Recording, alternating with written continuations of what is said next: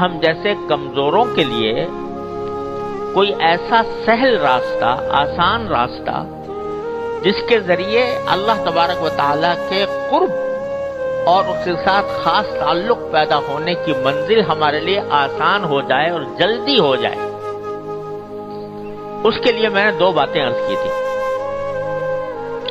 کہ ان دو باتوں کا اگر بندہ اہتمام کر لے اپنی زندگی میں، مشق کر کر کے اہتمام کر لے، تو جتنا زیادہ اس کا اہتمام کرے گا اتنا ہی اللہ تبارک و تعالیٰ کے ساتھ انشاءاللہ قرب ہوگا اور اتنا ہی اللہ تعالیٰ کے ساتھ تعلق مضبوط ہوگا۔ ایک راستہ ہے دعا کا، جس کے اوپر میں کئی بیانات کر چکا ہوں کہ اپنی ہر بات، ہر حاجت چھوٹی ہو یا بڑی ہو، اللہ تعالیٰ سے مانگنے کی عادت ڈالے۔ کچھ ایسا بن جائے کہ چلتے پھرتے ہر وقت کو نہ کچھ اللہ میاں سے مانگ رہا ہوں، یا اللہ یہ کر دے، یا اللہ یہ کر دے، یا اللہ یہ کر دے۔ حاجات بے شمار ہیں بندے کی، تو چھوٹی سے چھوٹی حاجت بھی اللہ تبارک و تعالیٰ سے مانگنے کی عادت ڈالے، چاہے زبان سے چاہے دل سے، جس وقت بھی جو حاجت بھی ہے وہ اللہ تعالیٰ کے سامنے پیش کر دے۔ اور نبی کریم سرور عالم صلی اللہ علیہ وسلم نے جو معصور دعائیں تلقین فرمائیں مختلف اوقات میں، صبح اٹھو تو یہ پڑھو، اور غسل خانے میں جاؤ تو یہ پڑھو، باہر نکلو تو یہ پڑھو، مسجد میں جاؤ تو یہ پڑھو، گھر میں جاؤ تو یہ پڑھو، سواری پہ سوار ہو تو یہ پڑھو، یہ سب اسی بات کی عادت ڈالنے کے لیے ہے کہ بندہ ہر وقت اپنے پروردگار سے رابطے میں رہے، ہر وقت اپنے پروردگار سے کچھ نہ کچھ مانگتا رہے۔ تو ایک چیز یہ ہے اللہ تعالیٰ تک جلدی اور آسان طریقے سے پہنچنے کی ایک بہت ہی آسان تدبیر یہ ہے۔ اب کیا بتاؤں کہ بزرگوں نے یہاں تک فرمایا کہ جب کسی وقت گناہ کا تقاضا ہو رہا ہو دل میں، کسی گناہ کا، اس وقت بھی اللہ تعالیٰ سے مانگے، یا اللہ یہ شیطان مجھے پریشان کر رہا ہے، یا اللہ یہ نفس مجھے پریشان کر رہا ہے، مجھے فلاں گناہ کی طرف مائل کر رہا ہے، یا اللہ یا تو مجھے اس سے بچا لے یا پھر مجھ سے مواخذہ نہ فرمائیے گا۔ اللہ تبارک و تعالیٰ سے اس وقت بھی، عین اس حالت میں بھی اللہ تبارک و تعالیٰ سے مانگے، تو اتنی سہل تدبیر ہے۔ اور یہ جو فرمایا کہ ادعونی استجب لکم، کہ مجھے پکارو میں تمہارا جواب دوں گا، تو جب پکارے گا بندہ اللہ تعالیٰ کو تو جواب ضرور دیں گے وہ۔ اب جواب چاہے اس شکل میں ہو کہ جو مانگ رہے ہیں وہ دے دی جائے، چاہے اس شکل میں ہو کہ اللہ تعالیٰ کسی اور طریقے سے تمہیں نواز دیں، لیکن پکارتے رہو۔ ایک راستہ تو یہ۔ دوسرا راستہ جو بڑا آسان بھی ہے اور بڑا ضروری بھی ہے اور انتہائی مؤثر بھی ہے، وہ ہے اللہ تعالیٰ کی نعمتوں پر کثرت سے شکر ادا کرنا۔ ہر وقت بندہ اللہ تعالیٰ کی نعمتوں میں ڈوبا ہوا ہے، سر سے لے کر پاؤں تک ہر وقت اللہ تعالیٰ کی نعمتوں سے فائدہ اٹھا رہا ہے۔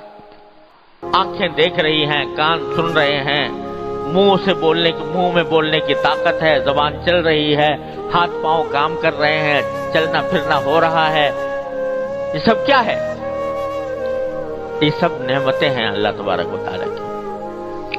تو انسان ہر وقت، ہر لمحے اللہ تعالیٰ کی نعمتوں میں ڈوبا ہوا ہے۔ قرآن کریم فرماتا ہے ان تعدوا نعمت اللہ لا تحصوها، کہ بندہ اگر شمار بھی کرنا چاہے اللہ تعالیٰ کی نعمتوں کو کبھی شمار نہیں کر سکتا۔ اور حقیقت تو یہ ہے کہ اللہ تبارک و تعالیٰ کی نعمتوں کا شکر ادا کرنے کا حق تو بندہ ادا کر ہی نہیں سکتا۔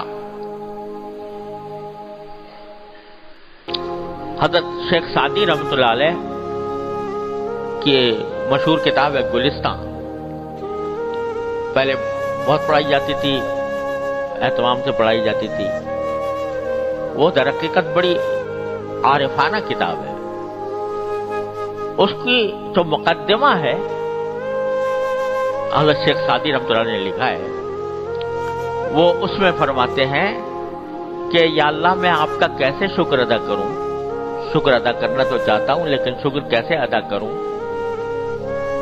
کہ میرا جو سانس آ رہا ہے، سانس جو چل رہا ہے، تو سانس کا باہر آنا ایک نعمت، اندر جانا دوسری نعمت. سانس اگر اندر جائے باہر نہ آئے تو کیا ہوگا؟ موت. سانس باہر آئے اندر نہ جائے تو کیا ہوگا؟ موت. لہذا سانس کا اندر جانا ایک نعمت اور سانس کا باہر آنا دوسری نعمت. تو اگر میں صرف سانس کی نعمت پر شکر ادا کرنا چاہوں تو ہر سانس پر دو شکر واجب ہے، ایک سانس کے اندر جانے پر، ایک سانس کے باہر آنے پر. اب اتنی دیر میں الحمدللہ کہوں گا یا اللہ تعالیٰ کا شکر ادا، یا اللہ آپ کا شکر ہے کہ مجھے سانس آ گیا، اتنے میں دوسرا سانس آ جائے گا، پھر دو نعمتیں، پھر دو شکر. اس کا شکر ادا کرنا چاہوں گا تو تیسری مرتبہ سانس آ جائے گا، اور پھر دو نعمتیں، پھر دو شکر.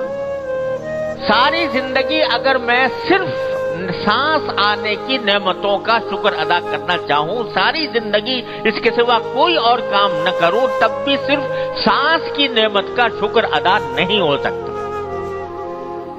ہو سکتا ہے؟ نہیں ہو سکتا.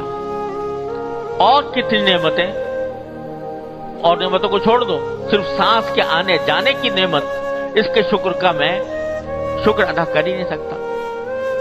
تو حقیقت میں تو شکر اللہ تبارک و تعالیٰ کا ادا ہو نہیں سکتا. اتنی نعمتوں کا ایک انبار ہے، ایک بارش ہے ہر وقت انسان کے اوپر.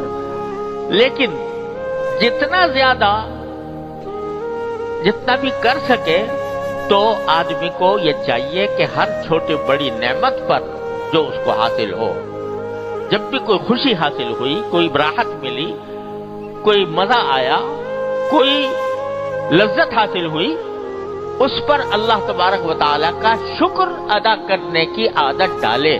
اللہم لک الحمد و لک الشکر. اے اللہ آپ کا شکر ہے، آپ کا حمد، آپ کی حمد کرتا ہوں، آپ کا شکر ادا کرتا ہوں.